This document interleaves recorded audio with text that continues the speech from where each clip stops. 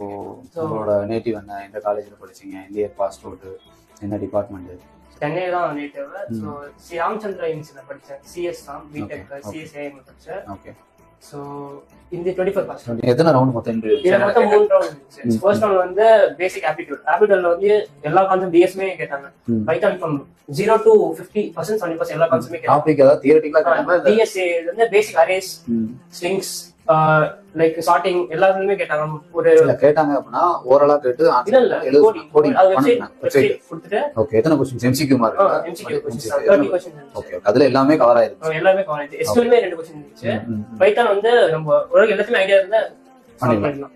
First ரவுண்ட்ல முடிஞ்சு, அதாவது ஜெனரல் ஆப்டிடியூட், அதுக்கு அப்புறம் ஃபுல்லா technical aptitude, like technical multi choice questions இருந்துச்சு. செகண்ட் ரவுண்ட்ல வந்து டெக்னிக்கல் நான் எம்எல் ப்ராஜெக்ட் போட்டுருந்தேன். Okay okay. சோ அதுல இருந்து ஃபுல் ப்ராஜெக்ட் வந்து எம்எல் கான்செப்ட். என்ன மாதிரி ப்ராஜெக்ட் பண்ணீங்க? நான் வந்து என் காலேஜ்ல வந்து யூனிட் ப்ரெடிக்ஷன், பேசிக்கா என்னன்னா கேன்சர் ப்ரெடிக்டிங் மாதிரி ப்ராஜெக்ட் பண்ணேன். கேன்சர் ப்ரெடிக்ட் பண்றது. ஓகே. சோ அதுல இருந்து யூனிட் சொல்லி ஒரு அல்காரிதம் பண்ணிருப்பேன். அதுல கேட்டாங்க பைப்ல கால்குலேட் ட்யூனிங் கேட்டாங்க.